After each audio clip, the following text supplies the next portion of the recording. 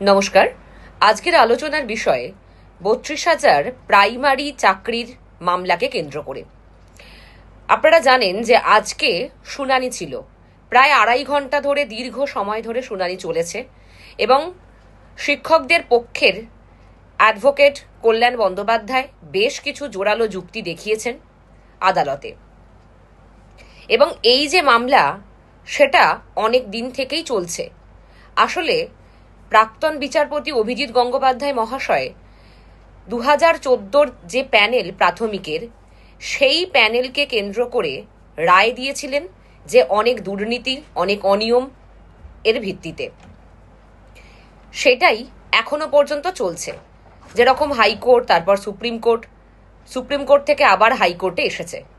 Supreme court আপাততভাবে প্রাথমিকের যে interview বা aptitude test, এগুলো স্থগিত রাখতে বলেছেন এবং এই মামলাটি আবার এখন বিচারপতি তপব্রত চক্রবর্তী এবং বিচারপতি ঋতব্রত কুমার মৈত্রের ডিভিশন বেঞ্চে হচ্ছে।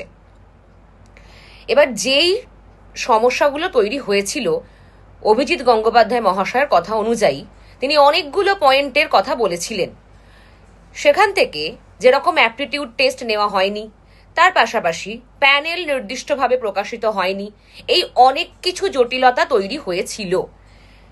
কিন্তু দেখা যায় যে রাজ্য সরকারের যে অ্যাডভোকেট জেনারেল কিশোর দত্ত, তিনি বলেছেন অ্যাপটিটিউড টেস্ট হয়েছিল, যেদিন ইন্টারভিউ হয়েছিল একই সময় একই দিনে একই প্রার্থীর অ্যাপটিটিউড টেস্ট হয়েছিল এবং জেলাভিত্তিক মেরিট লিস্ট প্রকাশিত হয়েছিল। তো এই নিয়ে মতানৈক্য তৈরি হয়েছে। তবে আজকের কিছুটা খবর ভালো যে কল্যাণ বন্দ্যোপাধ্যায়, যেহেতু শিক্ষকদের পক্ষের উকিল, তিনি অন্তত পক্ষে বেশ কিছু যুক্তি দিয়ে দীর্ঘ সময় ধরে যে শুনানি চলল, সেখান থেকে বেশ কিছু বিষয় আমরা দেখতে পাচ্ছি। আশা করা যায় যেরকম আবার 1 জুলাই পরবর্তী শুনানির জন্য ডেট দেওয়া হয়েছে। তখন আবার যে বঞ্চিত চাকরি প্রার্থীদের যে সমস্ত উকিল বা আইনজীবীরা আছেন, তারাও হয়তো সওয়াল করবেন।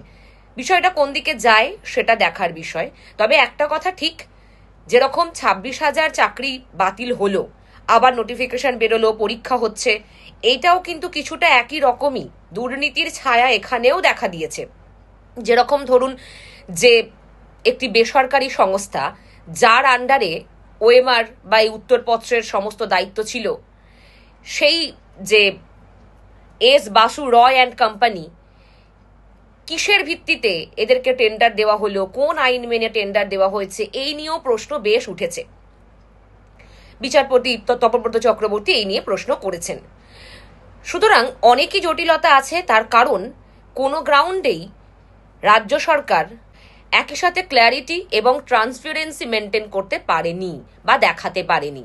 সেই কারণেই জটিলতা তৈরি হচ্ছে। রাজ্য সরকার যদি সঠিকভাবে সহায়তা করে, তাহলে আশা করা যায় এই ৩২,০০০ শিক্ষকদের অবস্থাটা ২৬,০০০-এর মতো হবে না, তাই তো? সুতরাং দেখা যাক কি হবে। 1 জুলাই আমাদের নজর রাখতে হচ্ছে। তবে আজকের খবর আপাতত কিছুটা হলেও ভালো, কিছুটা আশাবাদের কথা আমরা দেখতে পাচ্ছি। এবার আগামী দিনে কি হয় তার ভিত্তিতে আপনাদেরকে আমি জানাবো। সমস্ত কিছুই আমি বলবো। আমার কাছে যা আপডেট থাকবে আমি আপনাদেরকে সময়ে সময়ে দিতে থাকবো। আমার সামর্থ্য মতো আমি চেষ্টা করবো আপনাদের সকল বিষয়টা জানানোর। তো তাহলে এই পর্যন্ত সকলে ভালো থাকবেন, সুস্থ থাকবেন আর অবশ্যই চ্যানেলটিকে সাবস্ক্রাইব করে দেবেন।